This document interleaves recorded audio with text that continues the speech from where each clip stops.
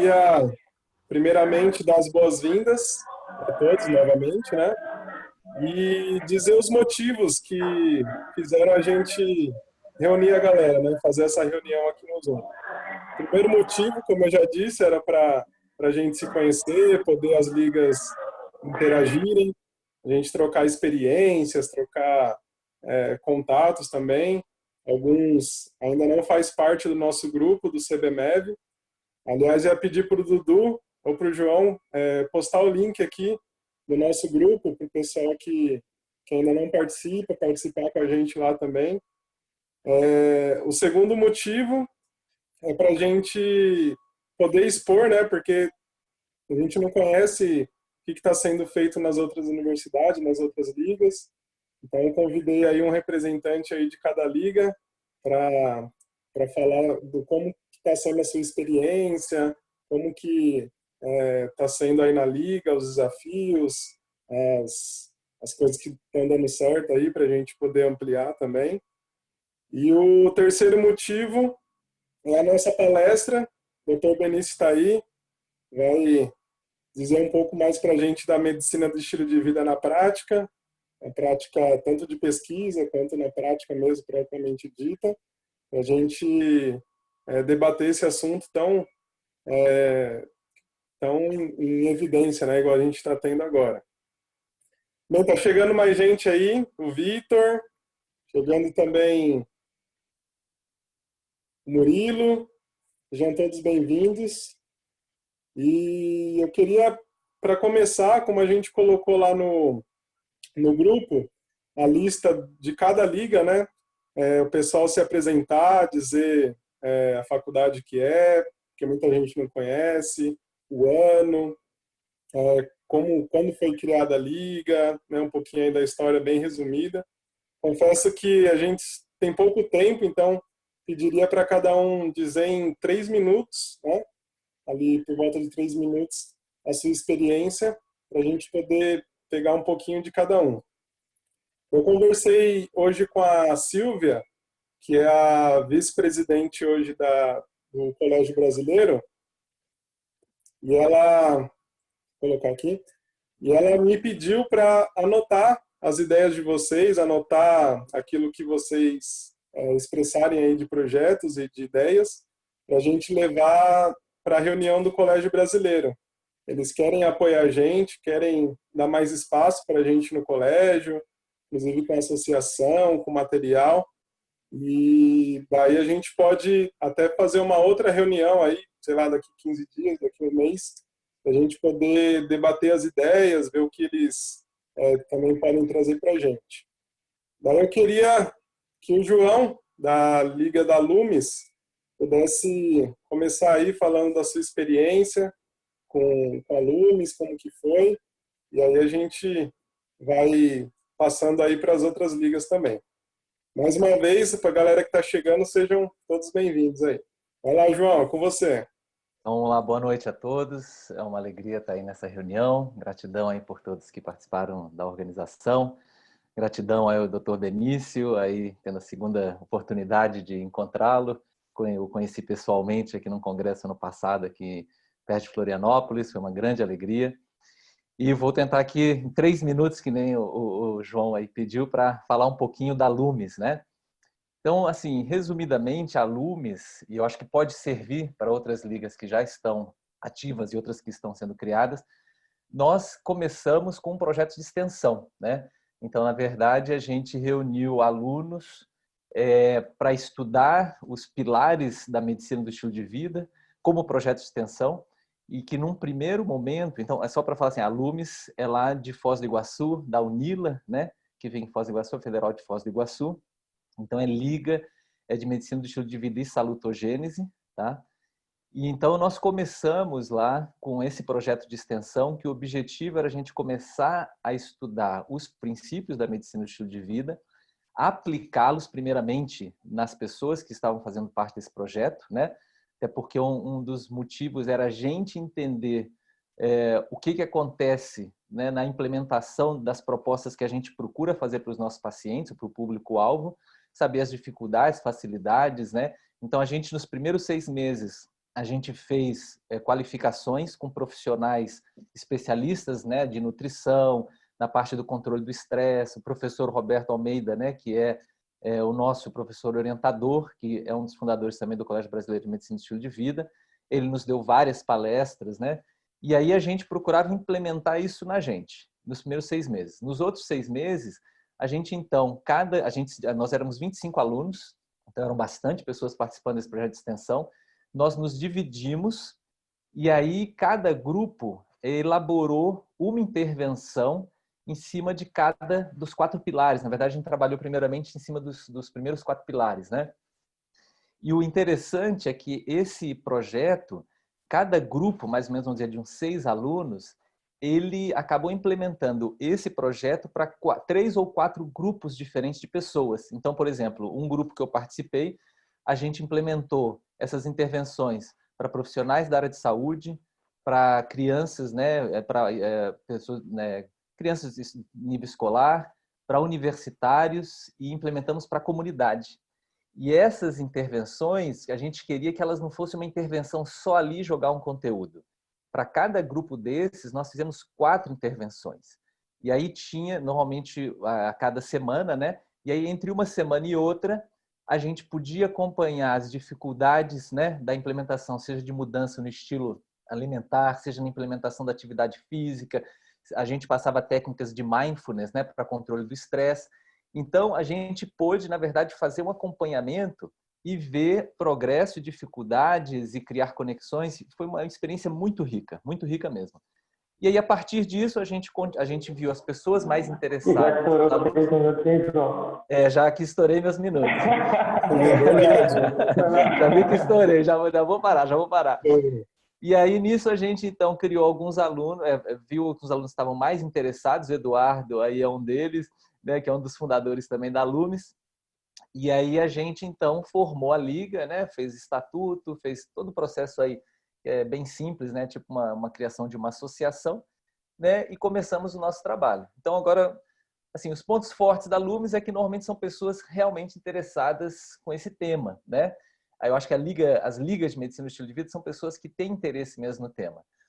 Então, isso gera um certo comprometimento. Os pontos fracos é que os nossos eventos, como ainda são a medicina do estilo de vida é pouco conhecida, isso para às vezes palestras ou eventos ou congressos não gera tanto interesse das pessoas como se for um congresso de cardiologia, né? Ou como se for um congresso de pediatria, porque as pessoas sabem que aquela matéria vai cair na residência, eles têm que, na verdade, estar dentro daquele tema, né? Eu acho que o grande desafio é a gente conseguir mostrar essa importância, né? Conseguir mostrar como isso interfere em todas as outras áreas da medicina e incorporar coisas interessantes, como a gente está tentando na Lumos agora, a parte de pesquisa.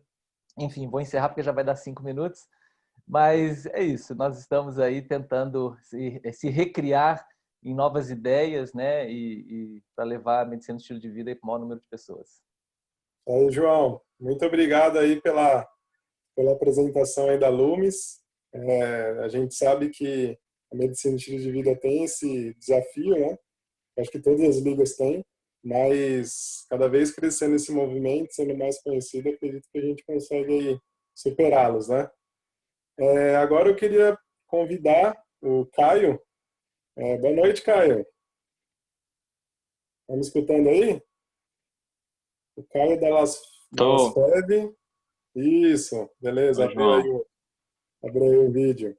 Queria que você Beleza. comentasse aí um pouquinho aí dos desafios aí da criação da LasFev. Aí aproximadamente uns 3 minutinhos aí. De boa. Você? Beleza? Tudo na paz, graças a Deus. Palavra aí com você. A todos. Meu nome é Caio, sou presidente e fundador da LasFev. Nós temos mais ou menos uns 3 anos de liga. Eu sei que tem várias pessoas aí tendo dificuldades e tal de abertura. No nosso caso, a gente já era uma liga, a gente era uma liga de medicina clínica integrada. Na verdade, a gente já falava de muita coisa da MEV, só que a gente não estava associado ao movimento. E aí, a gente foi convidado na época a se, enfim, vamos dizer assim, mudar a nossa identidade, se tornando uma liga de medicina estilo de vida. Então, nesse sentido, assim, da criação da liga em si, a gente não teve muita diferença, porque a liga já existia, a gente só fez o pedido para a faculdade para trocar o nome e trocar o estatuto. Então, enfim, a gente só seguiu as regras que tem aqui na faculdade mesmo, que é ter 8 membros, enfim. Beleza? Algum desafio aí, alguma ideia que vocês tiveram aí de projetos?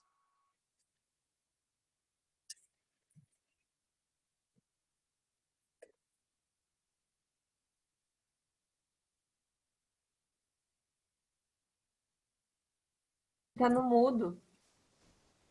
Aumentou aí o áudio, cara. Ah, desculpa. Isso. Era para parar já? Já acabou o tempo? Não era para parar, Ah, não. Eu acho beleza. que você colocou sem querer, parou na parte que vocês tinham que ter os requisitos mínimos para fundar. Ah, pronto. Na verdade, aqui na faculdade tem umas exigências, tipo assim, tem que ter 8 membros, tem que ter o estatuto e tal. São coisas. Eu acho que cada faculdade tem o seu estatuto pessoal, né? Específico de exigência. A gente cumpriu as exigências e não teve nenhum problema em relação a isso, não. Em relação vamos dizer assim, a desafios, o maior desafio que a gente tem em relação à quantidade de membros porque, tipo assim, as pessoas que estão na liga, elas têm interesse no assunto, mas não necessariamente elas vêm para trabalhar com aquilo no futuro. Então, eu acho que é um pouco diferente das outras ligas, que as pessoas têm uma visão meio de alcance a longo prazo e isso gera um engajamento maior. Mas, apesar disso, a gente teve conquistas interessantes aí. A gente conseguiu fazer 2 grandes congressos, que foram os meetings de medicina e estilo de vida. A gente conseguiu fazer eventos com palestrantes de fora, tendo aproximadamente 100 pessoas. Teve evento que a gente fez gravação profissional, enfim. Teve um evento que a gente teve 10 patrocinadores diferentes. Então, eu acho que muito do que a gente consegue é quando a gente fortalece com outros cursos, não necessariamente utilizando o nome da medicina do estilo de vida, porque é algo pouco conhecido, né? Então, a gente tenta enfatizar, vamos dizer assim, os temas relacionados. Então, a gente, por exemplo, a gente já fez parcerias com várias ligas diferentes, buscando temas de contato, e aí a gente apresentava a visão da medicina no estilo de vida dentro da cardiologia, dentro da psiquiatria, enfim, já teve várias ligas e isso foi aumentando o nosso alcance aí. Acho que principalmente é isso. Poxa, muito obrigado, viu, Caio? Realmente, o desafio é a gente ter parcerias com outras ligas, né? Outras disciplinas, para a gente poder fazer o nome aí ser conhecido na universidade, né? Muito obrigado aí pela apresentação. Agora a gente vai lá para o Rio de Janeiro, com a LAMEV. A Sofia está representando aí a liga. Eu queria que você também contasse aí um pouquinho de como está sendo a experiência aí de vocês, Sofia. Oi, gente. Boa noite. Obrigada pelo convite. Muito legal a organização. A gente no Rio, a gente é da Unirio, né? A gente teve a sorte que a gente tem um professor, que é o Lucas Medeiros, que começa a dar aula pra gente, se eu não estou enganada, no 3º período, e ele é super ligado à medicina e estilo de vida, trabalha muito, e a aula dele não tem nada de medicina e estilo de vida pelo cronograma da faculdade, mas ele sempre traz e dá uma pincelada, apresenta para os alunos. E eu e um outro aluno da minha turma, a gente se apaixonou, achou incrível o conceito e fomos atrás do professor justamente para poder ter mais exposição a esse conhecimento, porque era um conhecimento que a gente nunca tinha visto antes e não tinha em outro lugar, assim, pelo menos dentro da faculdade. E eu e o Daniel, a gente começou a correr atrás disso. O Daniel é o presidente, eu sou a vice, os 2 fundadores, para criar essa liga, justamente para ter esse espaço desse professor poder passar esse conhecimento mais diretamente para a gente e focado nisso. Acabou que muita gente na Unirio se interessou, a gente tem 20 ligantes, mais ou menos. As reuniões são sempre cheias, é sempre ótimo. E sempre circula muito em volta do Lucas. O Lucas, por sinal, é legal, às vezes, dar uma olhada nas redes sociais, Lucas Medeiros. Ele está no Facebook, se eu não estou enganado, no Instagram. Ele faz vídeos e fala sobre medicina e estilo de vida. E qualidade de vida de uma forma geral.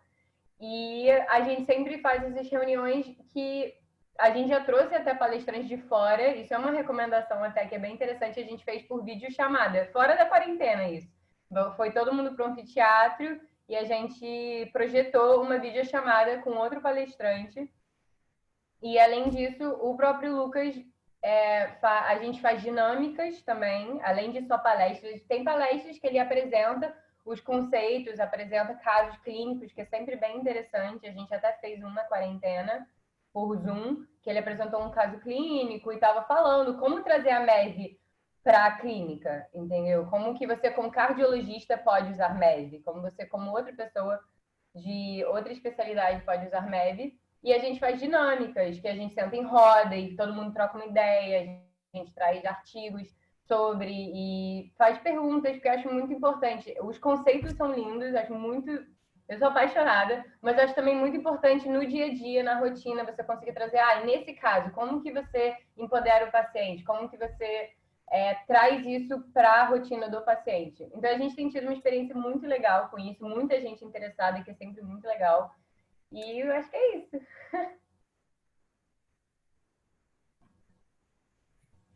Poxa, muito obrigado.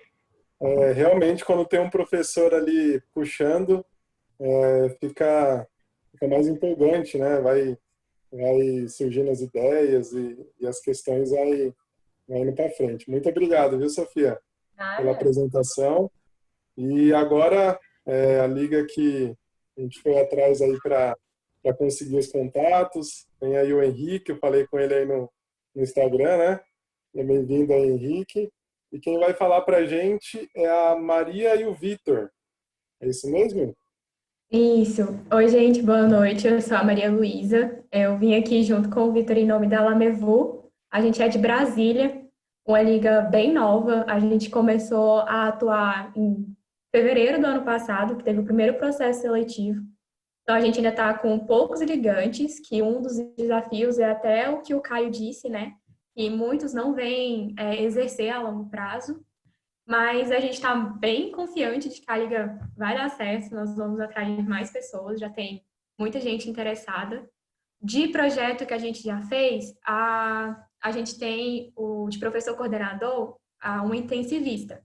Ela e um amigo dela, que ele não é professor lá da faculdade, ele é médico de estilo de vida mesmo.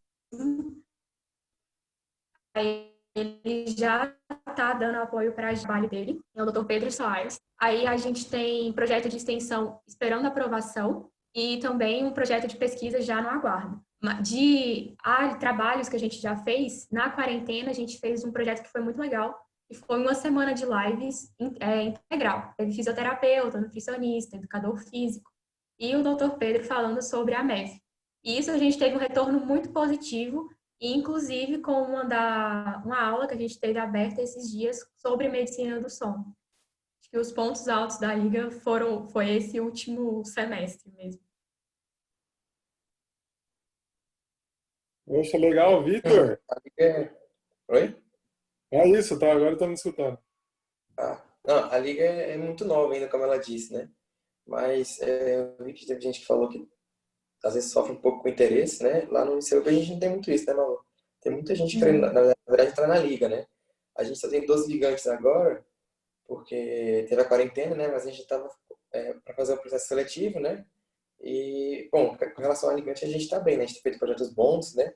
Na verdade, assim, a indicada para falar aqui hoje seria a Nicole, né? Que de fato fundou a liga, mas infelizmente ela teve que deixar a presidência, né? Mas é isso, a liga está indo muito bem no Brasil. Lá em Brasília só tem duas, a nossa, do Uniceub, e a da ESCS. A gente pode até entrar em contato com eles depois, para convidar eles também. O povo da ESCS não está aqui?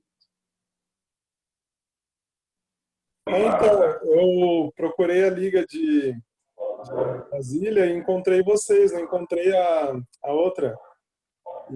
Vocês são da Uniceub, é isso? Não entendi. Isso. Show. Beleza. E tem outra em qual faculdade?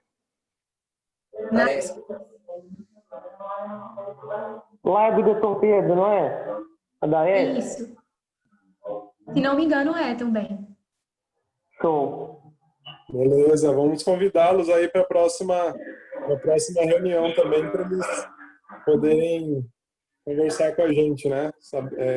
A gente também se inteirar. Mas muito obrigado pela apresentação de vocês. A gente E, agradece o convite. sim. E também dessa questão dos congressos que vai fortalecendo, né? Igual esse congresso do sono que vocês disseram. É uma maneira muito boa da gente divulgar também na universidade, né? Muito legal. E agora a liga mais nova aqui da turma, né? Do grupo, a liga da UFPR. Queria que a Carol comentasse aí um pouquinho como que está sendo aí esse comecinho. Boa noite, pessoal. Obrigada pelo convite. Na verdade, eu acho que eu vou até te corrigir, porque a gente ainda não é uma liga. Eu acho que a gente é mais ainda um movimento, sabe? Tudo começou... Bom, eu sou bióloga, eu sou gestora ambiental também, fiz pós-graduação, e depois entrei em medicina, e eu tô no 3º ano agora. E acho que foi metade do ano passado. Sempre bate aquela angústia, acho que para todo estudante de medicina, né? De você entra na faculdade e ao invés de você ver saúde, você só vê doença. Você só vê, assim, problemas e como solucionar, mas a gente não vê nada sobre como prevenir, né? E aí era um dia, assim, de noite, eu comecei a pesquisar umas coisas, vi o termo Lifestyle Medicine, comecei a pesquisar mais. Entrei em contato com o CBMEV, que me passou o contato falando que eu queria criar uma liga aqui na Federal, e me passaram o contato do Dr. Roberto, do João, e aí, puxa, daí tudo clareou, assim. Final de semestre, eu estava super corrida, como todo mundo, e acabou que ano passado eu não consegui dar esse andamento. Em dezembro, eu fui para São Paulo fazer o curso do Médicos na Cozinha, e em janeiro eu comecei a ser estagiária deles, faço parte de tudo que vocês veem lá no Instagram do Médicos na Cozinha, eu ajudo também. Até vou divulgar de novo que a gente vai dar o curso agora em junho e julho, gratuito, pessoal. E daí eu já falei com o professor, falei com colegas, e aí agora o projeto está escrito, falta só submeter e esperar, né, todos os trâmites burocráticos. Mas a ideia da liga, eu acho que como todas as ligas aqui, pelo que vocês falaram, obviamente é preparar o aluno como futuro médico para trabalhar com a medicina do estilo de vida com os seus pacientes, mas também, ao mesmo tempo, fazer com que a gente traga isso para a nossa vida pessoal. Né? O médico é muito hipócrita ao falar para o paciente que ele tem que se exercitar, que ele tem que dormir bem, que ele tem que diminuir o estresse, que ele tem que se alimentar bem, mas a gente não faz isso. Então, eu tenho colegas, isso me sensibilizou muito, eu tenho colegas na minha sala que se automutilam. E isso é muito grave, porque a gente não... É que nem aquela coisa do avião, né? A gente não pode pôr a máscara no outro enquanto você não pôs a máscara em si mesmo. E a gente vê que muitos dos problemas que existem na medicina são por falta de qualidade de vida dos médicos. Então, todo o projeto da Liga que a gente está fazendo é voltado para isso também. Então, a Liga vai abarcar os três pilares, né? O ensino, a pesquisa e a extensão. A gente está pensando em aulas quinzenais, talvez, abordando os pilares da medicina do estilo de vida. Estou pegando estou anotando aqui, pegando várias ideias pelo que vocês deram aí. E isso vai ser a parte do ensino. Obviamente, a gente vai tentar fazer publicações, fazer pesquisa. E a parte de extensão, eu pensei numa maneira da gente também abordar a medicina culinária. Como não tem cozinha, não vai ter cozinha na Federal, né? Mal e mal a gente tem um micro-ondas lá. A gente está fazendo parceria com uma ONG aqui de Curitiba, que pega alimentos que seriam jogados fora pelo SEASA e reverte em refeições nutritivas para moradores de rua e pessoas em situação de risco, né, em comunidades muito carentes e tal. E eles também fazem um projeto muito legal com o fortalecimento da empatia, de felicidade, enfim, várias coisas, né? E a ideia é a gente fazer ações específicas para o pessoal da Liga, para promover essa interação com as outras pessoas, e nisso também colocar um pouquinho da slow medicine, né? Fortalecer bem essa coisa da relação médico-paciente, médico-colega, médico-família, enfim, né? Mas é isso, são só ideias, eu aceito todas as sugestões que vocês tiverem, e eu agradeço muito pela oportunidade, eu acho que a gente tem muita coisa legal para fazer e vai conseguir crescer muito ainda. Obrigada, pessoal. É isso, obrigado a você, Carol, por compartilhar aí com a gente. O começo é meio difícil, né? O piorenismo. A gente vai ir bolando as coisas, né? Acertando e errando, mas tenho certeza aí que o resultado de vocês também vai ser positivo. Agora que as ligas se apresentaram, os 5, né? Eu gostaria agora de apresentar o nosso palestrante da noite, o Dr. Benício. Eu convidei ele na semana passada. Boa noite, Benício. Ele ficou bem feliz em aceitou o convite na primeira vez que a gente conversou. E eu também queria fazer uma menção aqui, o link do Zoom, né? O Zoom que a gente está utilizando, ele foi cedido pela AMA, que é a Associação de Médicos Adventistas. Então, eu quero agradecer a eles por estar cedendo para a gente.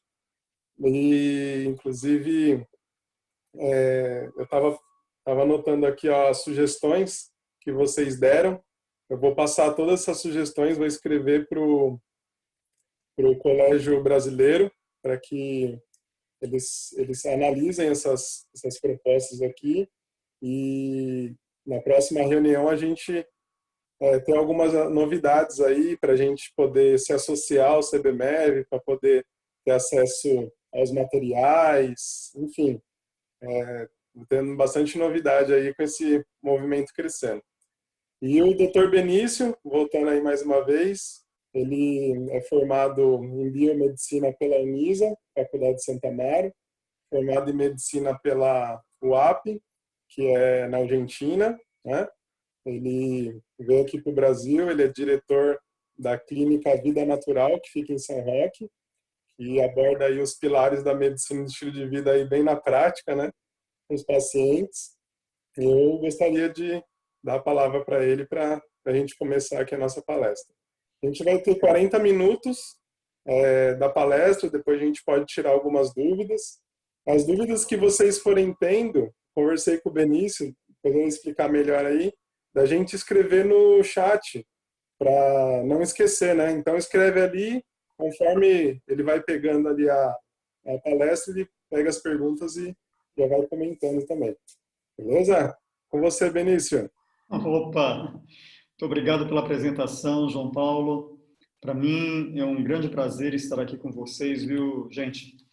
Fico maravilhado, vocês não sabem da alegria que vem no meu coração como profissional, de ver uma galera empenhada, uma galera que não é só empenhada, uma galera que é ativista da saúde. Medicina e estilo de vida é saúde, não é outra coisa que não seja saúde. Como disse, eu gostei, como o que disse a Caroline ainda agora, ela falou, né, que na faculdade se aprende muito sobre doença. E é verdade, Caroline. Nas nossas universidades, no Brasil e no mundo, o grande enfoque, pelo menos no mundo ocidental, né, o que a gente conhece, o que eu conheço, basicamente, no mundo ocidental, o enfoque sempre é doença. Nós sabemos estritamente como se desenvolve a patogenicidade, a fisiopatologia do diabetes, da síndrome metabólica, da cardiopatia, do câncer, e sabemos nos mínimos detalhes. Mas na hora de falar de saúde, normalmente nós não estamos com um preparo completo, porque parece que a saúde para a gente, ela vem em forma de pílula, em forma de injeção ou em forma de um procedimento cirúrgico. Verdade? E é justamente isso que, através dessas ligas, através de vocês, viu? Vocês são o presente e o futuro da medicina. Quanto mais vocês se empenharem nisso, eu tenho certeza que a cara da medicina vai mudar bastante e nós vamos poder fazer um papel muito mais protagonista no impedimento de enfermidades na população, sobretudo nas populações mais carentes, né? E proporcionando saúde com qualidade. Quero aproveitar também, queridos, antes de entrar de cheio aí no nosso tema, e apresentar uma pessoa que vocês estão vendo aí, que talvez estão dizendo assim, quem é essa intrusa que está aí? Lilian Larroca, tá? Lilian Larroca é minha companheira de trabalho, ela está aqui para fiscalizar, para saber se eu vou falar tudo certo. Ela está anotando para amanhã me dar uma canetada, dizer, Benício, você falou isso aqui não era dessa maneira, era da outra maneira. Então, bem-vinda. Lilian Larroca, ela é mestre pela Universidade de São Paulo em marketing digital, ok? E ela trabalha diretamente conosco na Clínica Spa Vida Natural, que é uma clínica especificamente sustentada pelos pilares da medicina do estilo de vida.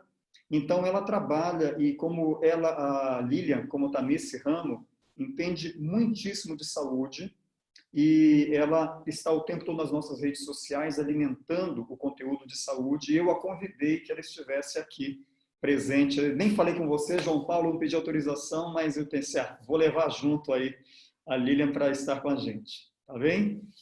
Só para dizer que é um prazer estar aqui com vocês, viu? Muito obrigada.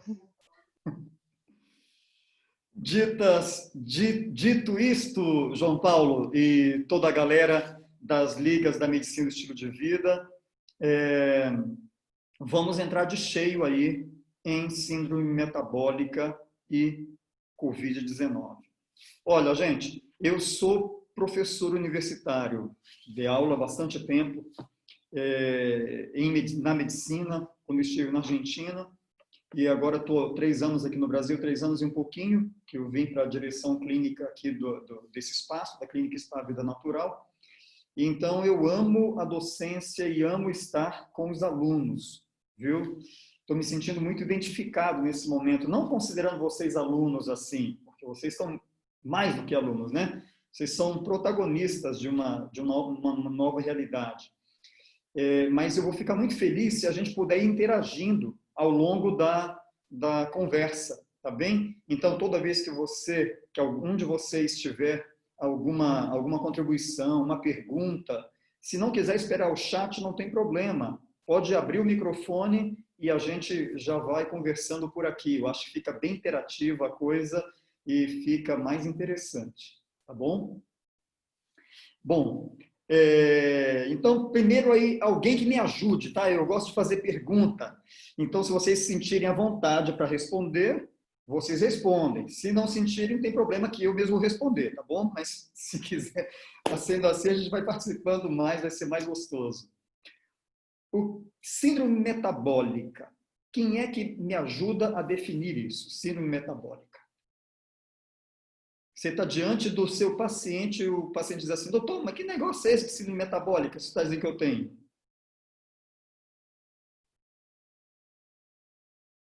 Alguém se anima aí?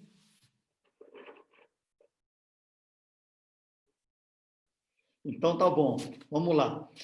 Não precisa ficar com vergonha não, gente. Nem inibidos, por favor, vocês sabem muito sobre esse tema, tá? Tenho certeza. Bom, primeiro definindo a palavra síndrome, né? Síndrome é um conjunto de sinais e sintomas.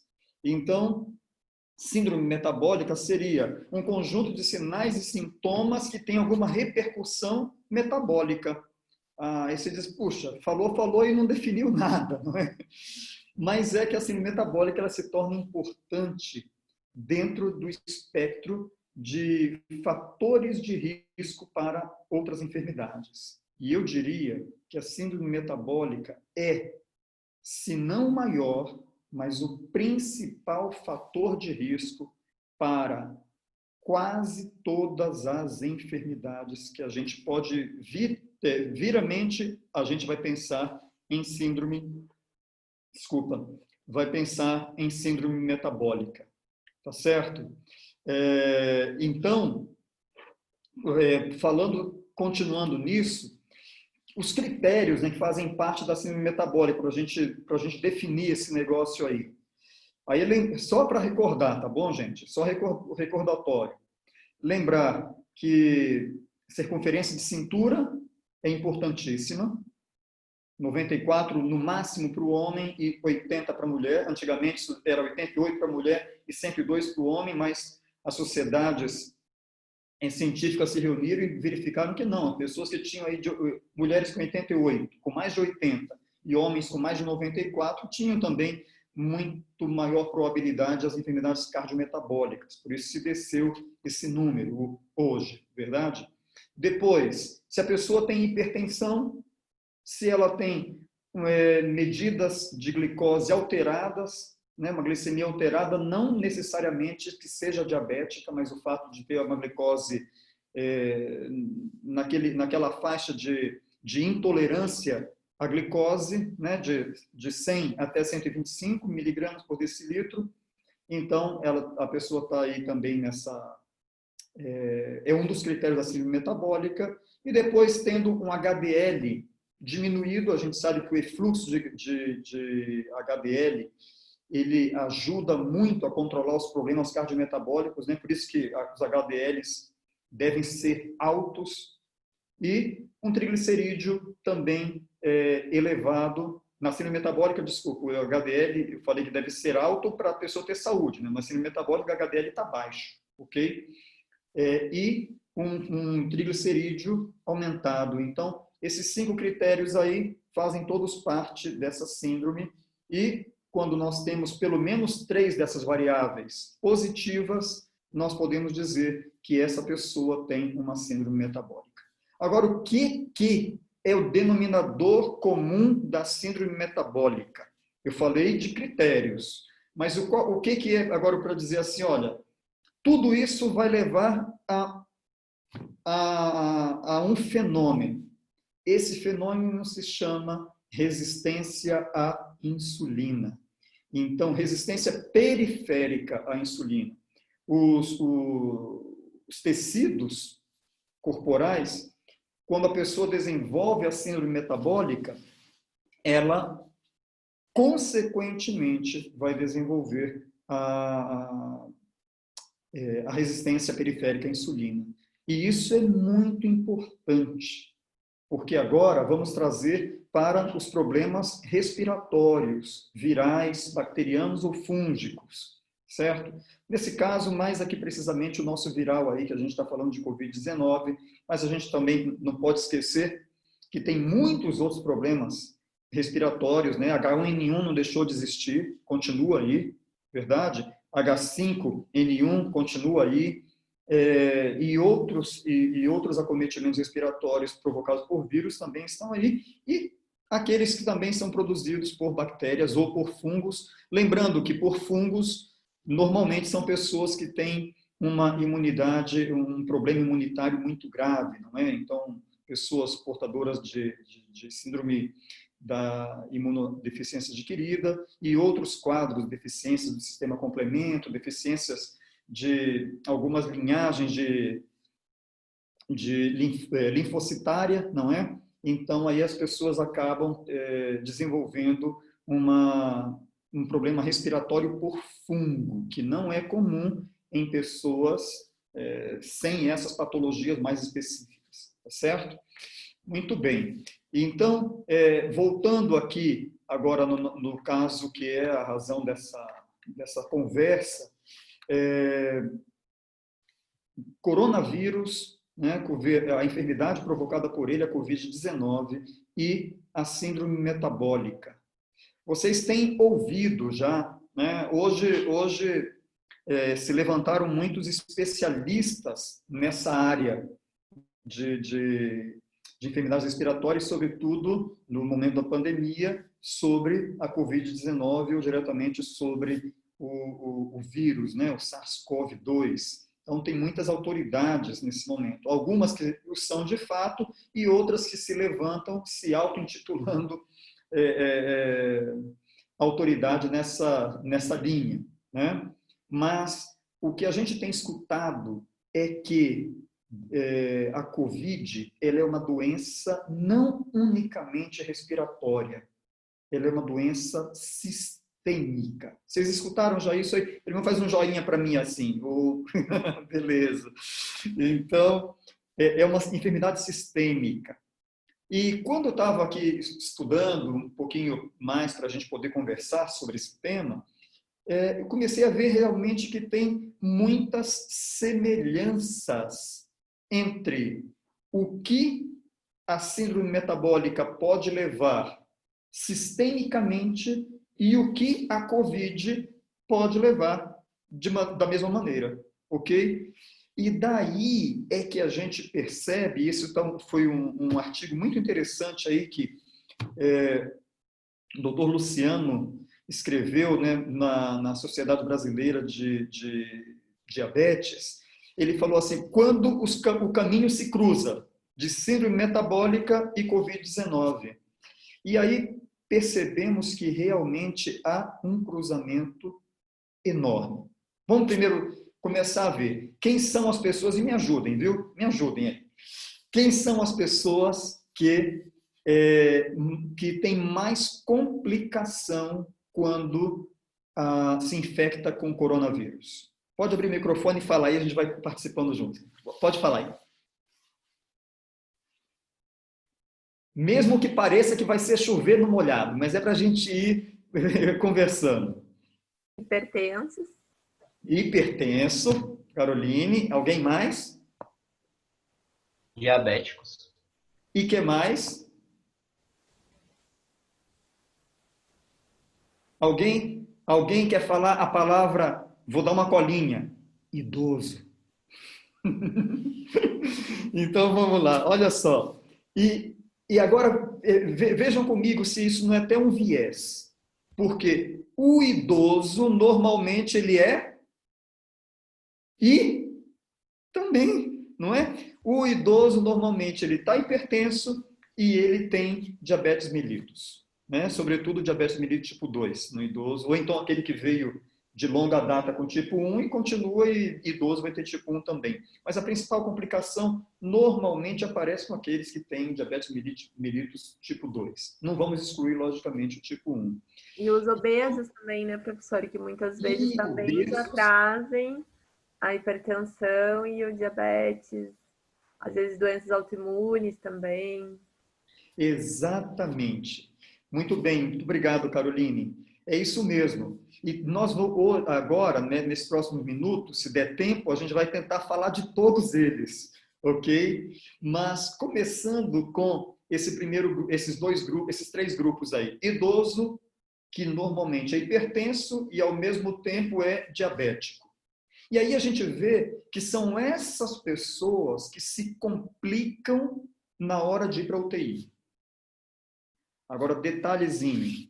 Hoje, conversando com uma pessoa que me abordou lá na clínica, ela falou assim, doutor, eu quero conversar sobre meu sobrinho, que ele está internado. Que idade tem seu sobrinho? 23 anos. E ele teve uma complicação, ele teve 2 paradas cardíacas e pode ser que esteja com comprometimento neuronal, né? E ela se emocionou muito falando sobre isso comigo. Aí eu perguntei assim, e seu sobrinho, ele tem alguma enfermidade? Não, doutor, meu sobrinho é saudável. Na continuação da conversa, ela diz, quando ele entrou lá, ele estava com a glicemia de 300. Aí eu fiquei pensando, seu sobrinho, não falei para ela, logicamente, né? Falei assim, puxa, isso é um fator de risco grande. Então, vocês vejam que os jovens que, por aí, eles desenvolvem um quadro grave, normalmente, e eu quase sem medo de errar. Eu digo quase sem medo, porque ainda fica um pouquinho assim de medo, que na medicina a gente não pode dizer assim, olha, 2 mais 2 vão ser sempre 4. Né? Você já tem percebido isso. Mas, com 99% de chance de acerto, os jovens que estão sendo acometidos de maneira grave pela Covid, eles têm, com certeza, um problema de resistência à insulina. Resistência à insulina está presente aí, né? Então, é um grande fator de risco. Outra coisa, nem sempre resistência à insulina significa hiperglicemia, tá? Isso é uma outra coisa.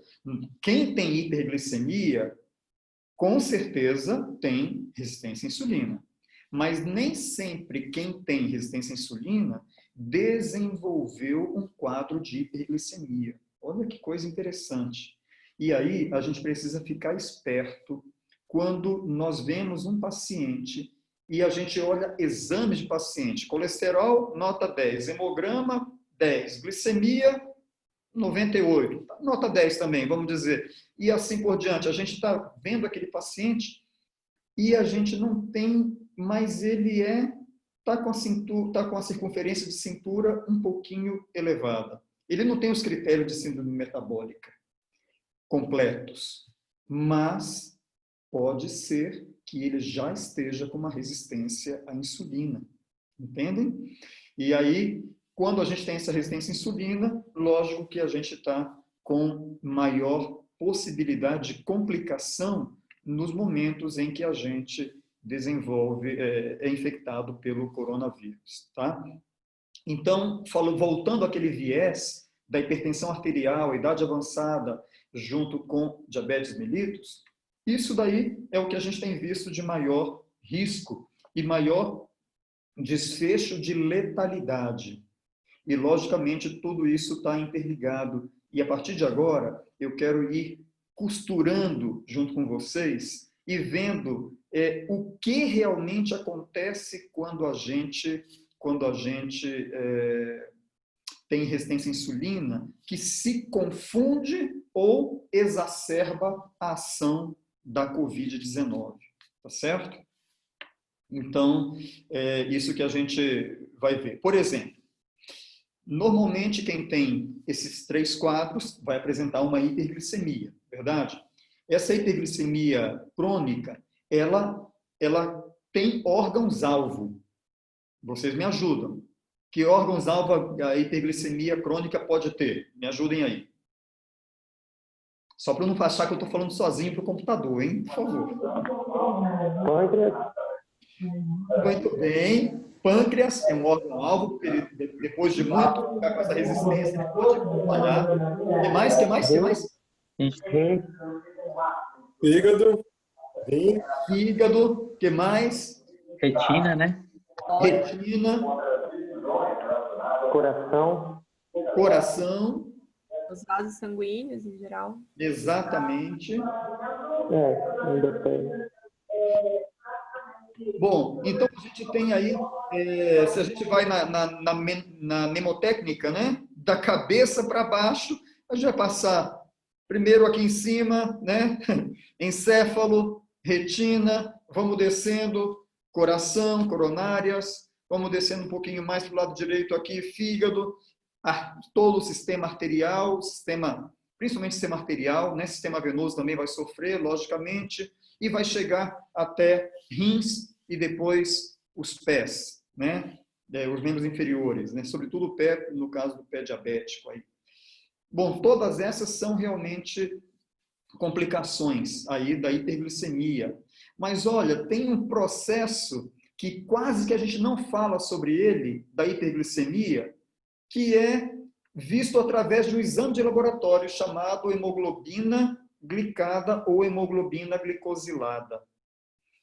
Essa é uma reação, vocês já aprenderam isso, uma reação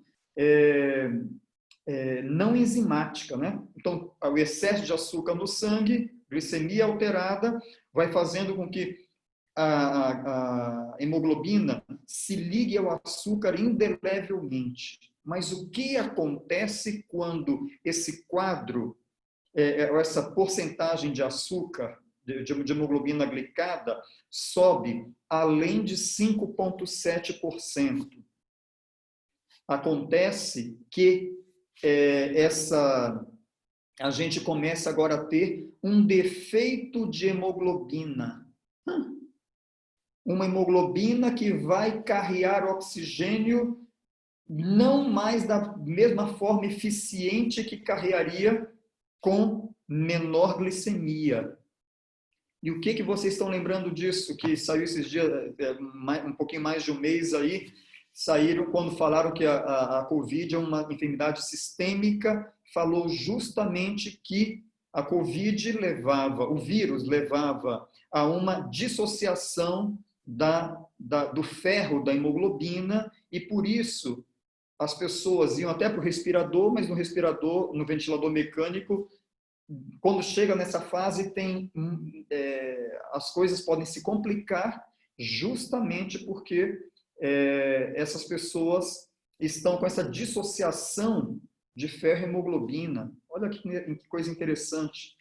A síndrome metabólica exacerba esse problema porque ela justamente também impede o carreamento, a ligação adequada do oxigênio a essa molécula transportadora, a essa proteína transportadora. Então, vocês veem, síndrome metabólica de novo aí, né? Junto com a hiperglicemia, levando a um problema de difusão do oxigênio para todos os tecidos. E isso é secundário a essa glicação da hemoglobina, tá certo? Outra coisa, que a gente sabe que a Covid tem 3 fases. As primeiras 2 fases, quem luta ativamente é o sistema de defesa inato. Por isso que, quando nós estamos com sistema de defesa, né, a população está bem de sistema de defesa, a população tem condições de lutar contra a Covid e sair até relativamente ilesa disso. Agora, quando a pessoa tem uma imunidade, já seja ela a imunidade primária, não é? A natural, a inflamatória ou adaptativa, linfomonocitária comprometidas, aí a gente vê que o quadro tende a ficar, a ir piorando, logicamente. E o que acontece com a hiperglicemia? Hiperglicemia aumenta ou diminui justamente essa imunidade inata. E também a imunidade adquirida, imunidade adaptativa específica, tá certo? Por isso, quando a gente vê um paciente diabético, a gente diz, paciente diabético é um paciente potencialmente imunossuprimido. Por quê? Porque a hiperglicemia leva a essa dificuldade imunitária, não é? Aí, a gente também viu que a Covid aumenta o risco trombótico, não é mesmo? A gente tem visto isso daí. Dá uma olhada para a hiperglicemia, síndrome metabólica, vamos dar uma olhadinha. Hiperglicemia aumenta também, de igual maneira, esse risco trombótico, porque ele leva ao aumento da osmolaridade sanguínea e também aumenta a fragilidade do território endotelial, né? Então, o endotélio fica fragilizado.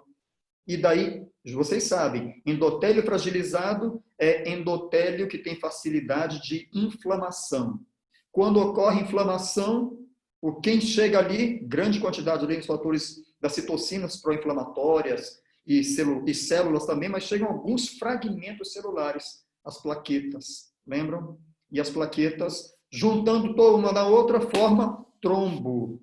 E de novo aí, queridos, hiperglicemia está relacionada com trombose. Covid também tem relação com trombose. Vocês vão vendo como realmente os caminhos se cruzam, e por isso que as pessoas que têm uma síndrome metabólica, elas vão ter maior complicação do problema da Covid-19, tá certo?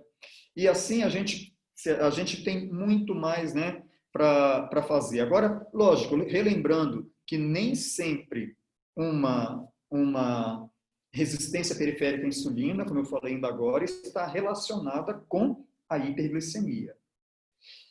Agora vamos passar para a insulina, porque a gente está falando de resistência periférica à insulina, está ali a insulina. O que é a insulina? O que é a insulina? Em que ela pode nos ajudar? Funções da insulina. Bom, a insulina ela trabalha ajuda na síntese de óxido nítrico. E se a gente pensar em óxido nítrico, o óxido nítrico é o principal fator derivado de endotélio relaxante de artéria. Então, o óxido nítrico, ele ajuda a gente a não ter ou diminuir a probabilidade de uma hipertensão arterial. Interessante, não? Então, a insulina, ela é maravilhosa, a gente precisa realmente dela. Depois, a insulina, quando não se tem resistência a ela ajuda a inibir fatores pró-inflamatórios, como interleucina 6, interleucina 1-beta, tá certo? E até mesmo o fator de necrose tumoral. E o que acontece durante a Covid-19? Tem um fenômeno na Covid que é muito temido pelos médicos intensivistas que estão lá na linha de frente, lá na UTI, com os pacientes graves, que é um fenômeno chamado de tempestade de citocinas ou de citoquinas. Olha só que coisa. O paciente é levado a essa tempestade, né? O próprio, como a Covid é uma enfermidade sistêmica, leva a esse problema aí. E a gente verifica que a pessoa que está com síndrome metabólica, ela tem resistência à insulina. A insulina não consegue entrar nos tecidos, não consegue entrar na célula. E se não consegue entrar na célula, a insulina não consegue, por exemplo, bloquear interleucina 6, interleucina 1-beta, que estão presentes durante essa tempestade de citoquinas ou citocinas. Ok? E então, é mais um quadro inflamatório que vai ser exacerbado pela presença da resistência periférica à insulina, já que a insulina teria justamente essa função também, não é?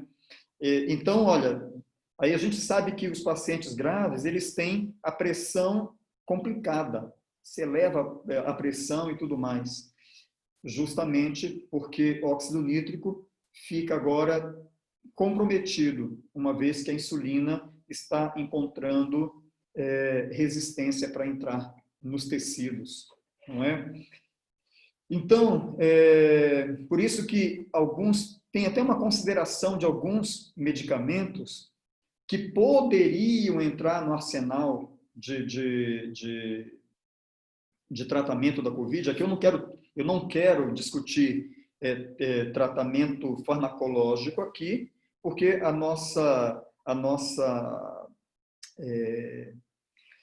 porque a gente fala aqui de medicina do estilo de vida, tá certo? Mas só para exemplificar isso, você sabe, lembra do GLP-1, que é um hormônio produzido no intestino, não é? E que se uma medicação análoga de GLP-1 poderia melhorar a sensibilidade à insulina e poderia, nesses casos, até ser conveniente nesses pacientes, tá certo? Agora, tem uma outra coisa que que a resistência periférica à insulina pode levar. Tem o inibidor 1 do ativador de plasminogênio.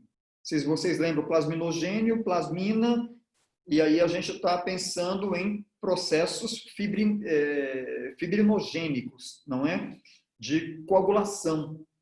Então, quando a pessoa tem resistência periférica à insulina, ela tem maior expressão desse inibidor, o que faz comprometer essa capacidade fibrinolítica e aumenta os processos tromboembólicos. E isso é muito presente, por exemplo, na síndrome de angústia respiratória do adulto, tá certo? E vejam como, porque se dá por depósito de fibrina nos espaços alveolares, e vejam como isso vai se confundindo mais uma vez com complicação do coronavírus, complicação da Covid-19.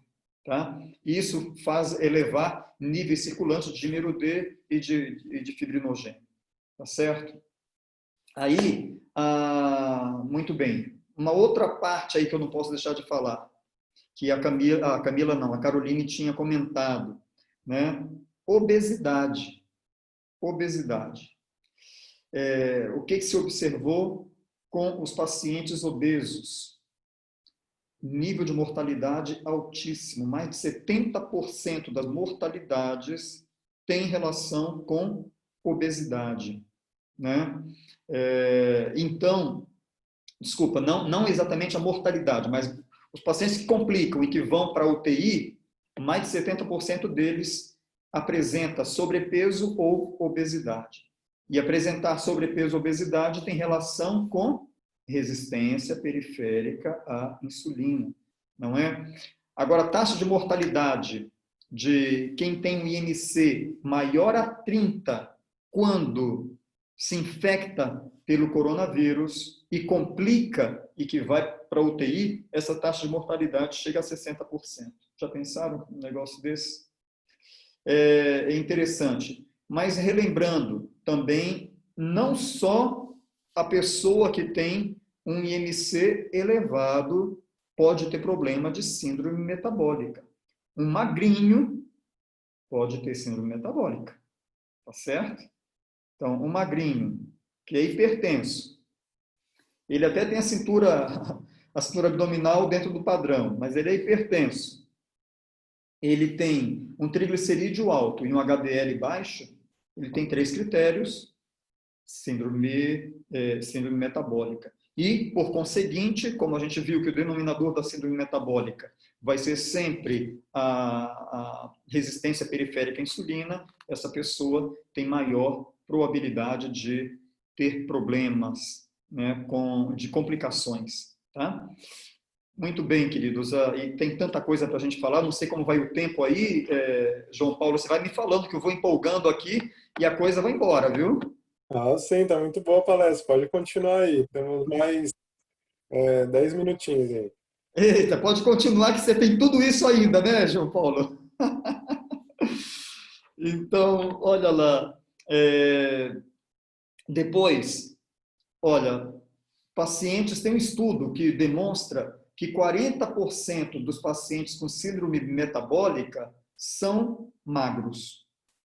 Então, é só para corroborar aquela informação que eu tinha comentado agora há pouco, né? 40% magros, tá certo? Então, se o magrinho, se o obeso tem problema e o magrinho com síndrome metabólica, ele também vai ter problema, onde que reside o grande problema? Eita, vocês viram, né? Estou parecendo uma figura bem conhecida do passado que fazia esse tipo de trocadilho assim, né? Não vou dizer aqui o nome da figura, tá bom? Mas, o bom entendedor, um ponto é letra, né? Olha só, queridos, onde que está o X da questão? Eu posso não ter obesidade, mas se eu tiver acúmulo de gordura visceral, gordura ectópica no território visceral, eu vou ter complicações com o coronavírus. Tá? Então, onde vai se localizar essa gordura? Essa gordura vai se localizar no epicárdio, vai se localizar nas vísceras em geral, né? O nome está dizendo visceral, né? Então vai se localizar nas vísceras, mas mais precisamente fígado. A gente vai ver que, por exemplo, pessoas com esteatohepatite não alcoólica, e detalhe, hein? Um detalhezinho aqui, esteatohepatite não alcoólica. Nós que somos aí da medicina do estilo de vida, que apreciamos tudo isso, é possível que a gente seja até, vamos dizer assim, que a gente tem uma alimentação, o cara diz assim, não, eu sou até vegetariano, cara. O outro diz, não, eu sou vegano. Aí o cara vive à base de Coca-Cola e batata frita. Aí, logicamente que vai estar comprometido, porque a esteatohepatite, ela tem muito que ver com excesso de carboidratos refinados e sucos, ou sucos com alta frutose, não é? Com alta concentração de frutose. Então, vai um conselhinho aqui para os nossos pacientes. Melhor comer a fruta que tomar o suco. Tomou o suco, e se tomar uma vez ou outra, tudo bem, não tem problema nenhum. Mas tomar o suco todo dia, eu adoro, eu sou super natureba, né? Eu tomo suco de fruta todo dia. Opa, vamos abrir o olho, porque no longo prazo pode se desencadear uma esteatohepatite não alcoólica, certo? Eu já recebi aqui pacientes, vocês vão ficar abismados, aqui na clínica, paciente com cirrose hepática ou fibrose hepática, que é um passo mais avançado, que começou lá com uma esteatose hepática, que passou por todos os graus, né? 1, 2, 3, 4, pronto. Em seguida, cirrose hepática, ok? E o cara nunca tinha provado bebida alcoólica na vida, mas era viciado em carboidrato, né? Foi uma luta aqui, nas semanas que ele passou com a gente, para a gente falar sobre... tentar fazer uma desintoxicação mental, né, da necessidade do carboidrato refinado, tá certo? Então, olha lá, o risco inflamatório, ele parece estar muito mais relacionado com o local onde a gordura se localiza, onde ela está situada, do que exatamente ter mais gordura. Com isso, não estou dizendo que é melhor ser obeso, tá certo? Porque isso aí teria uma gordura mais uniformemente distribuída. Mas a gente percebe que estar com gorduras bem localizadas em determinadas áreas do corpo, isso provoca grande problema, né? Porque tem aí acúmulo de fibroblasto, né? Aumenta os riscos de fibrose intersticial, por quê? Porque aumenta a liberação de citocinas inflamatórias, tá certo? E ainda tem 10 minutos aí, João Paulo? Pode continuar aí. Tá por aí, né? Por favor. Segura o relógio aí, João Paulo. Segura aí, por favor. Gente, na hipertensão arterial, só um minutinho que o celular eu esqueci de desligar aqui, eu não... Agora desliguei, me perdoem aí, viu, gente, que aqui tocou o celular. Onde que se confunde, ou onde que os caminhos se confluem aí, né, da hipertensão arterial e a questão da Covid? Vamos ver uma coisa. Quem tem hipertensão arterial tem maior efeito de hiperinsulinemia nos túbulos renais. E isso provoca um aumento da taxa de reabsorção de sódio. Agora eu pergunto para vocês, e alguém me responde aí, que eu já estou falando sozinho tem muito tempo. Quando tem aumento da reabsorção de sódio, que significado clínico vai ter? Retenção hídrica, né? A gente pode ver edema. Exatamente. Então, obrigado, Lucas. Nós temos retenção hídrica, né? Pode caminhar para um edema. E, além do edema, um passo anterior, né? Primeiro acontece alguma coisa antes para poder depois culminar no edema. A sede? Não, tudo bem. Isso aí vai ser uma apresentação clínica, o paciente vai ter maior sede, é verdade, Lucas. E que mais a gente pode dizer aí? É o próprio aumento da PA, é isso? Como? Eduardo? O aumento da pressão, o aumento da PA? Exatamente, o aumento da PA, justamente. E daí culmina com o que o Lucas falou. Aumenta a PA. Por que aumenta a PA? Porque vai aumentar a pressão hidrostática dentro do vaso e, quem sabe, diminuir a pressão oncótica, né? Pode ter relação com as proteínas também, diminuição. Mas vamos pensar só na pressão hidrostática dentro do vaso. Aumenta a pressão hidrostática e a resposta vai ser a formação de um edema, como o Lucas muito bem falou também. Então, o primeiro passo, elevação da PA. Opa, elevação da PA, hipertensão arterial. O que significa isso? Perpetuação da hipertensão arterial. A hipertensão pode aumentar o efeito da hiperinsulinemia nos túbulos renais, aumentando essa hiperinsulinemia naquele túbulo, tem maior reabsorção de sódio. A água, ela é sombra do sódio. Algum professor de vocês já deve ter falado isso para vocês. Tinha um professor que falava o tempo todo isso daí, olha, a água segue o sódio como sombra. Então, tem reabsorção de sódio, vai ter reabsorção de água, tá certo? Por uma questão de osmose, tá? Vai ter essa reabsorção. E daí, reabsorvendo água, a gente vai ter um volume aumentado, perpetuação da hipertensão arterial e provocação de edemas também, como disse o Lucas.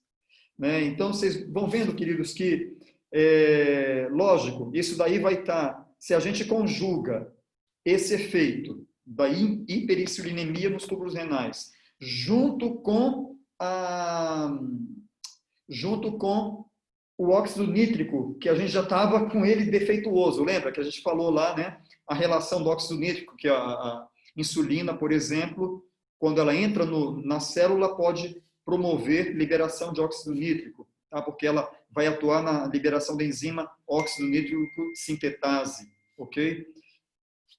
Esse paciente vai ter maior pressão. Olha só como as complicações da Covid-19 têm grande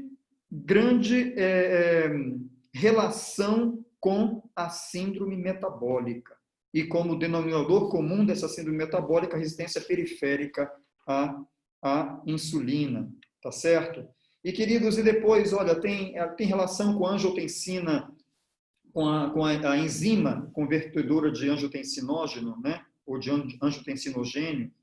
Tem também, já se sabe que a Covid, que o vírus, né? O coronavírus, ele consegue entrar nas células se ele tiver uma ajudazinha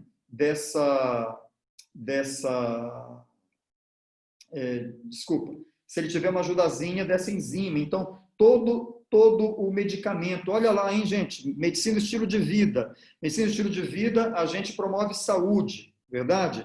Então, paciente com hipertensão, antes de dar uma medicação para ele, ou concomitante, dependendo do nível de hipertensão e o grau de problemas que esse paciente possa ter, eu preciso investir no estilo de vida dele, verdade? Uma atividade física pode ser muito mais eficiente, junto com boa alimentação, do que um remédio que vai, por exemplo, inibir a enzima convertedora de angiotensinógeno. Sabe por quê?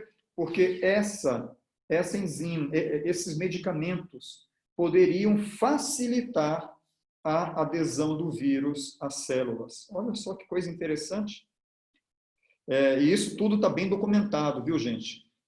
Depois eu posso deixo com o João Paulo aí as fontes e tudo mais, que é para a gente, né, não é coisa que sai da cabeça das pessoas assim, né? Fruto de pesquisa aí, tá certo? Então, queridos, olha, aí a gente continua, né, voltando para aquela gordura que está ectopicamente depositada, poderia promover mais formação ou síntese de citocinas inflamatórias lá nas células cardíacas. Isso poderia explicar, por exemplo, que alguns pacientes têm complicações cardíacas diretamente, tá? Bom, e aí por diante, né? Alguns pacientes que estão na UTI, eles vão apresentar miocardite, vão apresentar insuficiência cardíaca, pode ter inclusive morte súbita, tá certo? E tudo isso pode ter relação com com que as células cardíacas tenham uma grande produção de citocinas pelas gorduras depositadas aí. E isso poderia levar a grandes problemas. João Paulo, quero citar duas coisinhas a mais e falar do meu doutorado aí que você me pediu. Se não der tempo, eu não falo. Você que está aí no comando, tá? Então, galera, já pode falar aí também? Como? Ah, sim. Tá bom. Então, deu joinha. Não entendi. Já deram o joinha, pode continuar. Opa, beleza pura. Então, olha só. Dentro do meu trabalho, eu já começo falando do doutorado agora, tá? Que tem a ver com o que eu vou falar, com o que eu ia falar. Dentro desse projeto de doutorado que nós estamos desenvolvendo lá com a USP, né, nós fizemos um convênio entre a Clínica Spa Vida Natural, essa instituição que eu trabalho, junto com um dos laboratórios de investigação, de pesquisa da endocrinologia lá na Faculdade de Medicina da USP, ok? Então, o que nós nos propusemos a estudar? O trabalho, a pesquisa não está rodando de fato, porque nós estamos na fase de buscar fundos, apresentar o projeto de comitê de ética, essas coisas todas aí, tá certo? Então, nós estamos nesse momento. Eu estou ligando aqui o computador, que vi que a bateria está querendo ir embora. Então, o que nós vamos estudar? Nós vamos estudar como microbioma intestinal e algumas variáveis de metabólitos, né? Uma ciência que se chama metabolômica, né? O metaboloma, junto com a expressão de microRNAs, como que eles podem participar de um processo que a gente vai instituir aqui na clínica, ou melhor, que a gente já faz, mas agora vai fazer especificamente com pacientes diabéticos tipo 2, sem uso de insulina, como o estilo de vida pode impactar nesses marcadores todos, tá certo? Porque o nosso desejo é provar que é possível a reversão do diabetes tipo 2 através do estilo de vida saudável. Esse projeto vai durar, para cada paciente, 12 semanas. Eles vão ser observados acompanhados por 12 semanas. Tá? E o que a gente chega à conclusão? Que síndrome metabólica, ou melhor, a resistência periférica à insulina, ela está relacionada com o microbioma, com a flora bacteriana intestinal. Tá? Ela está relacionada tanto do ponto de vista de proliferação desproporcional, como também sofrendo ação do microbioma, tá? Então, e isso ajuda na perpetuação da resistência periférica à insulina, ok? A resistência periférica à insulina está relacionada com distúrbio da flora bacteriana, e distúrbio da flora bacteriana intestinal está relacionado com o aumento da resistência periférica à insulina. E a gente já sabe, isso a gente está vendo no nosso trabalho, microbioma, gente, gravem isso, microbioma intestinal, ele é o presente, é o passado, e mesmo sem nós termos conhecido, ele é o presente, ele é o futuro, mas mesmo sem nós termos nos dado conta, ele foi o passado das doenças. Todas as doenças, elas passam pelo nosso microbioma intestinal. Se há alguma coisa, queridos, que na prática médica nós precisamos dar atenção, é aquilo que o nosso paciente come. Tá certo? E outra coisa, dentro do nosso trabalho a gente verifica também o seguinte, que a atividade física, ela tem relação positiva com o microbioma intestinal, com a flora bacteriana intestinal, tá certo? Então, olha, estilo de vida, gente, realmente é a chave para a saúde e até mesmo para a reversão de muitos quadros de enfermidade, tá certo? Então, se a gente pensar aqui que uma pessoa que come mal e não se exercita, além dos problemas naturais que nós já conhecemos por essa prática, essa microbiota intestinal vai estar prejudicada e ela vai responder, logicamente, de uma maneira também errada e vai exacerbar ou colocar em evidência a nossa síndrome metabólica e a resistência periférica à insulina, tá certo? E, gente, outra coisa que tem que ver com medicina e estilo de vida. Tá por aí a ideia de que o sol é o cão. Vocês já ouviram? O sol é o demônio, que o cara não pode ir para o sol porque vai pegar câncer de pele. Deixa eu pegar um livro aqui para vocês. Olha, aconselho esse livro aqui, ó. Tá? Então, esse livro aqui, muito bom. Dr. Michael Holick, esse cara é da Universidade de Boston, de Harvard, em Boston, tá certo? E ele, Dr. Michael Holick, ele é o descobridor da forma da vitamina D2, aquela que está presente nos alimentos, e ele fala o seguinte, mostrando através de pesquisas: sol, ele é responsável por morte por câncer de pele. É verdade. Dermatologista tem razão. Endocrinologista tem razão. Tá? Agora, tem um trabalho muito interessante da Sociedade Americana de Cardiologia que demonstra que eles jogam assim, né? Dá aquela cutucadinha nos dermatologistas, que diz assim, que os cardiologistas deixaram tudo na mão dos dermatologistas na questão do sol. Porque o sol consegue, por uma via vitamina D independente, ok? O sol consegue fazer liberação de óxido nítrico, que estão em pequenos vacúolos ao longo de todo o tecido epitelial. O sol libera esses vacúolos e óxido nítrico é o principal e o mais eficaz relaxante de musculatura, da micromusculatura arterial, ok? Então, ele é derivado do endotélio e ele vai agir provocando vasodilatação. A gente já tinha falado isso lá atrás. Só para relembrar aqui e reforçar. Tomar sol, naturalmente, faz com que, sem vitamina D, sem nada a ver com a vitamina D, faz com que a gente libere óxido nítrico e diminua a pressão. Então, agora voltando para a vitamina D e o sol, né? Vitamina D, tem um médico que às vezes ele não é, às vezes, eu não quero dizer o nome dele, mas é um grande especialista aqui, e é da Escola Paulista de Medicina, e muitas vezes ele é mal visto e mal falado dentro da nossa categoria, porque ele infere tudo ao distúrbio de vitamina D. Né?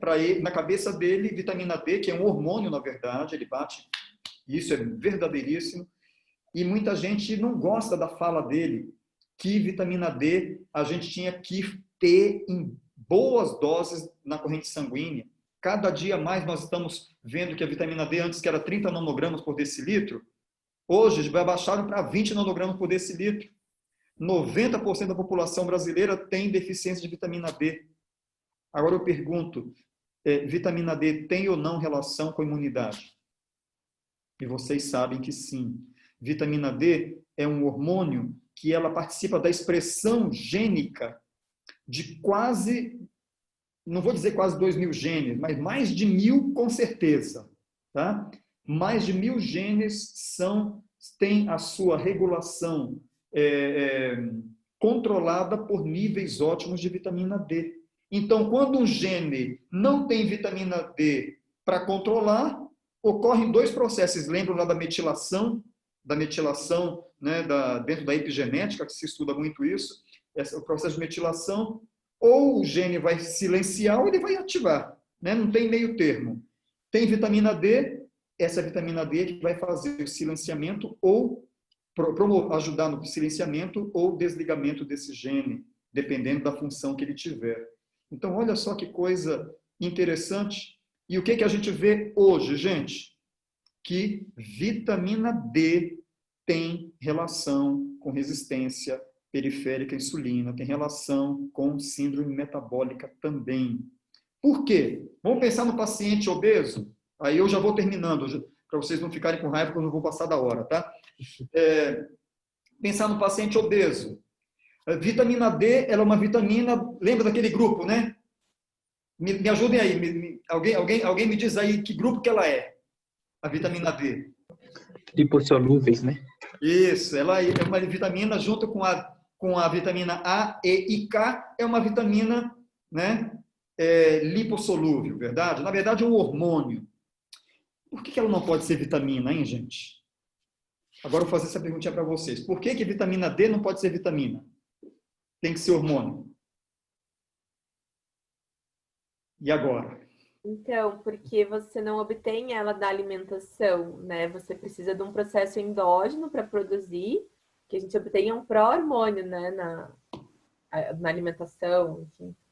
Muito bem, doutora Caroline. É exatamente por isso. Vitamina, nunca a gente vai ter a produção endógena. A gente precisa da alimentação da vitamina. E só como curiosidade, sabe por que a vitamina D se chama vitamina D? Porque lá em 1918, 19, na época da gripe espanhola, inclusive, viu? Tinha muita tuberculose também e tudo mais. Aí viram que lá no norte de um país nórdico, ok, da Escandinávia ali, Noruega, todo mundo tinha raquitismo no restante da Europa. E lá eles não tinham, porque comiam muito salmão e o salmão era rico nessa tal da vitamina D.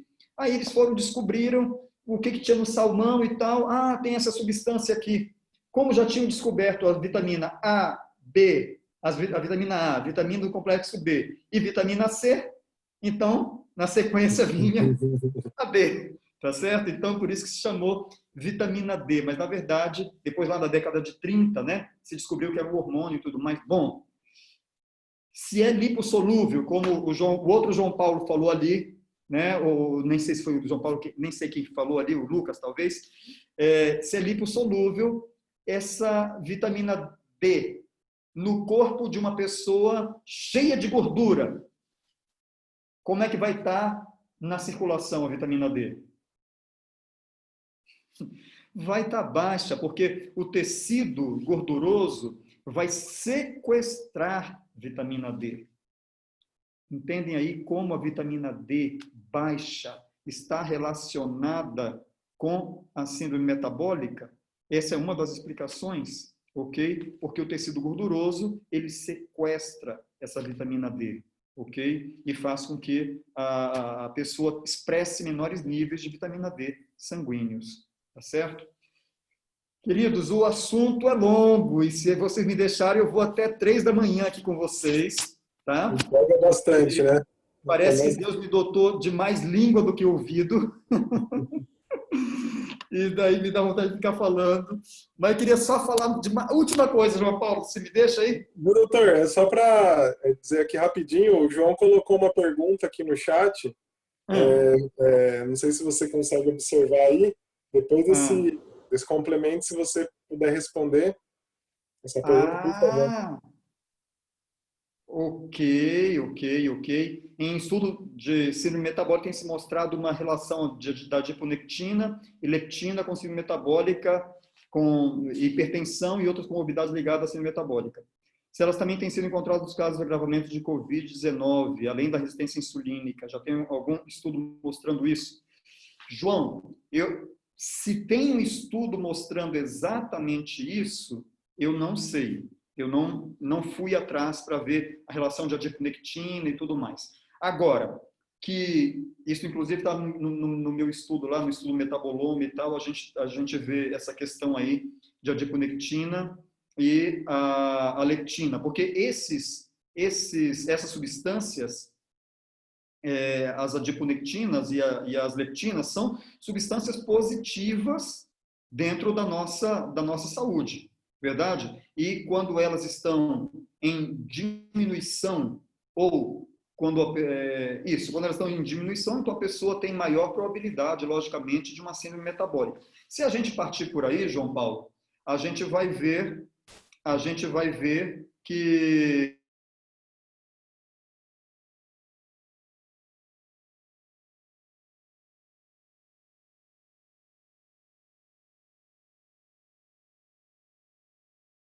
ficou mudo mesmo ou eu só que perdi o sinal dele? Aqui tá mudo também. Aqui congelou também. Também.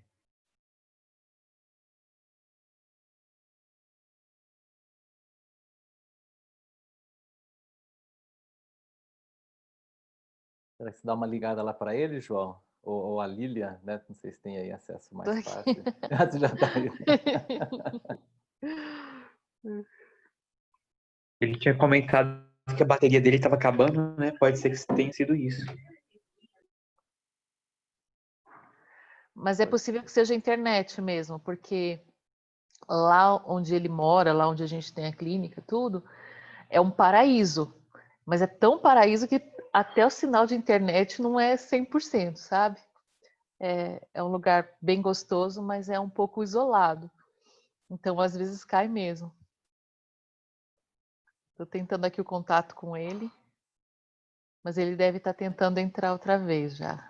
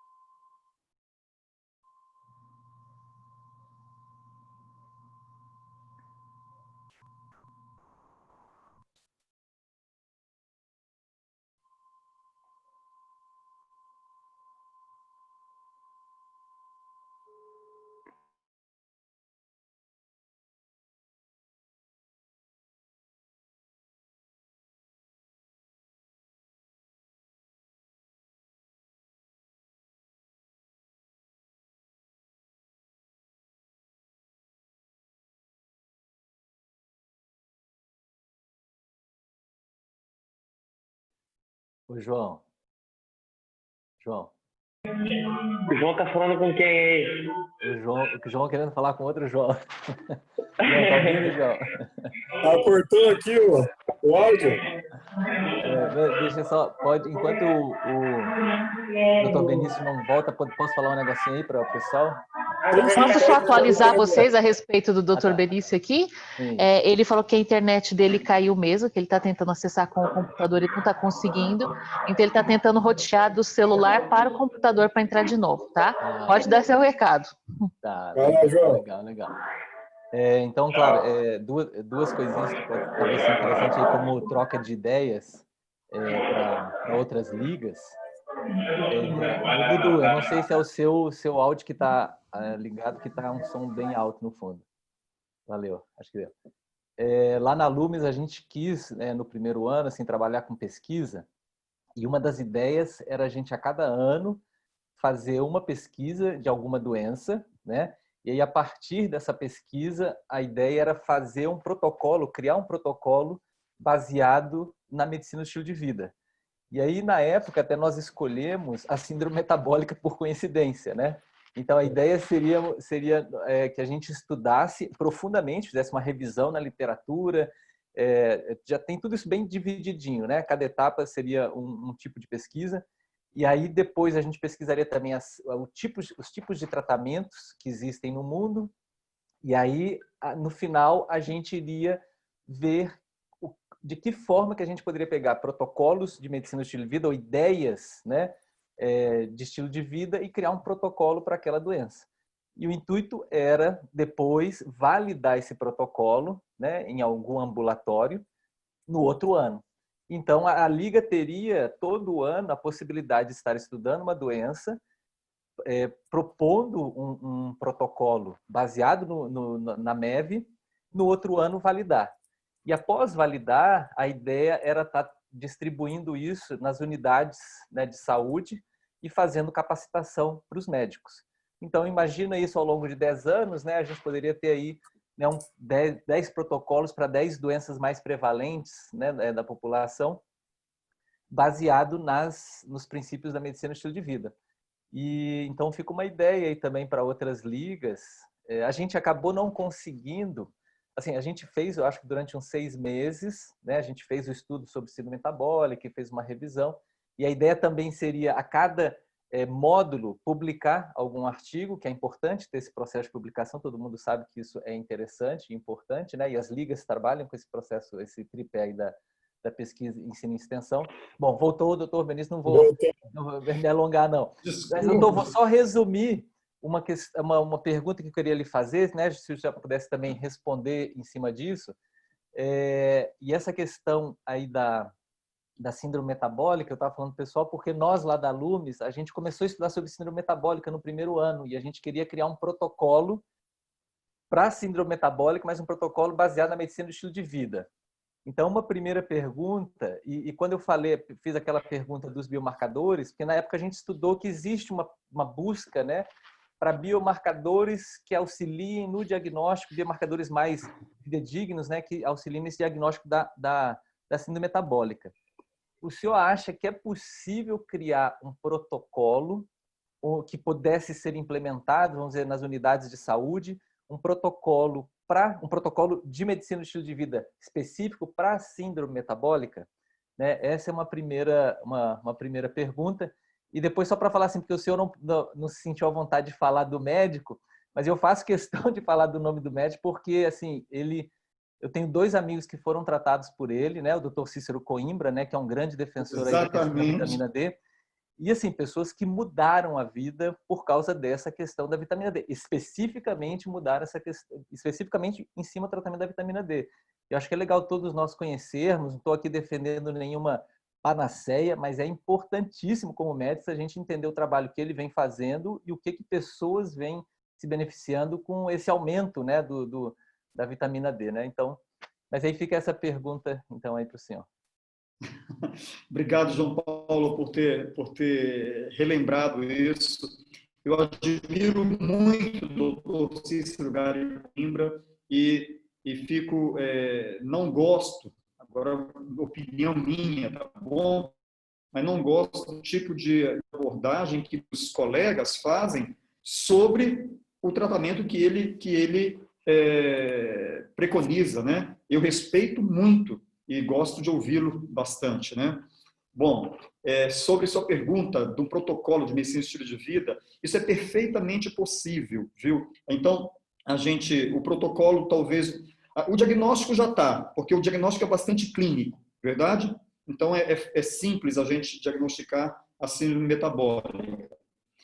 Agora, criar um protocolo, isso vai esbarrar em questão cultural, viu, João Paulo? Porque você sabe que para a gente mexer com síndrome metabólica, a gente vai ter que mexer em alguns pilares de vida da pessoa, verdade? Então, vai ter que mexer com o pilar de comida. Cara, mexeu em comida, o nego estrila, né? A pessoa vai às alturas, não tem... A pessoa não tem muita... Como se diz, se a gente não souber conduzir bem essa questão alimentar, o nosso paciente ele vai esbarrar, vai ter grande dificuldade. Eu gostei muito do que a Camila, lá no início, falou, de que ela está num projeto, né, lá em relação a cozinhando com o médico que vem como que era lá, Camila? Repete para mim, cozinhando com o médico? É o Médicos na Cozinha. Médico na Cozinha. Beleza. Inclusive, eu vi um livro do cara que criou isso daí, entendeu? Sim. Esse aqui é o livro do nosso projeto. E tem toda a parte, é legal o pessoal saber, tem toda a parte teórica. E aqui atrás daí tem as receitas dos pratos e, enfim, bem bacana. Porque os estudos mostram que o médico que cozinha, ele tem mais segurança de passar para o seu paciente, né, as recomendações. E aquela coisa, né, quando o médico se cuida também, se alimenta bem e tudo, ele passa melhores para o paciente também, né? Tipo, os médicos que são obesos, eles não reconhecem o seu paciente como obeso, por exemplo. Eles não fazem o diagnóstico correto. Eles se espelham na energia, né? Exata, e é isso mesmo. E eu queria ressaltar, Caroline, que você falou que dentro desse projeto vocês estão aí vendo a possibilidade, ou já está acontecendo, daqueles produtos que seriam jogados fora no SEASA, que seriam no CEAGESP, né, ou no SEASA da cidade que você está, que isso poderia se tornar uma alimentação alternativa, não é? Uma fonte de alimentação alternativa. Era isso, né? Se eu entendi Na bem. verdade, isso é um outro projeto, é uma ONG que tem aqui em Curitiba, se chama Good Truck. Eles pegam realmente os alimentos que seriam jogados fora e transformam isso em refeições nutritivas. Então, os voluntários vão lá e cozinham mesmo, e daí vão distribuir para as pessoas que estão em situação de rua ou em situação vulnerável. Mas são refeições plant-based, são refeições saborosas, não é qualquer sanduíche de queijo. Não é lixo, não é lixo, né? É comida de verdade. Também os insumos estão perfeitamente bons para consumo, sabe? É muito triste de ver o que seria jogado fora, assim. Acho que travou de novo. Pois é. Então, Agora, alô? Me escutam? Ok. Obrigado. Então, eu ia dizendo, para terminar de responder ali o João Paulo, que um protocolo que envolva alimentação. Um protocolo, mas aí, João Paulo, isso seria muito interessante fazer na atenção básica, atenção primária, e que se um posto de saúde tiver uma salinha de treinamento, né, e tiver a presença de um nutricionista, se tiver a presença de um educador físico, eu fui professor disso lá na Argentina, sobre justamente a atenção primária, né, como montar uma equipe aí, porque eu acho que síndrome metabólica a gente não consegue combater num protocolo só a figura médica. Depende aí de uma equipe multidisciplinar, né? Então, nutricionista, educador físico, até mesmo assistente social e tudo mais, essa equipe é que consegue atingir essa população mais vulnerável aí com um protocolo de medicina de estilo de vida para a síndrome metabólica, né? A discussão aqui é muito boa, né, doutor? Agradeço muito aí a participação, a palestra, aprendemos bastante. Até passar um pouquinho do horário, né, pelos imprevistos aí, mas acredito que foi muito produtivo, quem participou aí com a gente, até o final aí também, os que também necessitaram sair também, mas eu fico muito feliz por tudo isso estar acontecendo. Queria que aqueles que não estão incluídos aí no nosso grupo de WhatsApp, a Maria, o Vitor, lá de Brasília principalmente, para vocês adicionarem aqui o meu WhatsApp, eu coloquei aqui no grupo, para adicionar vocês também, para a gente se reunir e crescer aí para as próximas lives. Então, eu queria agradecer de coração, Dr. Benício, pela disponibilidade, pela palestra, que foi muito interessante, aprendi muito, acredito que todos aqui que participaram foi muito produtiva.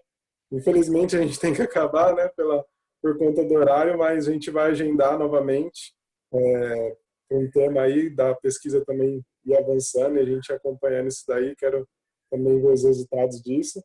E agradecer a todo mundo que participou. E no próximo mês, né, a gente combinou de uma vez por mês fazer essa reunião. Próximo mês a gente ter a maior parte aí das ligas aí, juntar a galera para a gente participar novamente. Gratidão aí, João, todos os presentes, doutor Benício, Lília, muito bom mesmo, assim, isso é só um comecinho, né, tanto para ser discutido esse assunto do senhor aí é maravilhoso, né, algo assim, e para a gente de MEV, algo que a gente pode realmente marcar muitas outras reuniões, né, para continuar falando disso, né, aprofundar mais. Muito grato aí. E olha, gente, eu que agradeço muito, viu, queridos, de verdade. João, quando você, em outra oportunidade, quiser me convidar, sabendo que eu falo pra caramba, pode me convidar, tá bom? Pode deixar. Valeu, galera. Muito obrigado pela presença. Até a próxima. Tchau, tchau. Até mais. Tchau, tchau.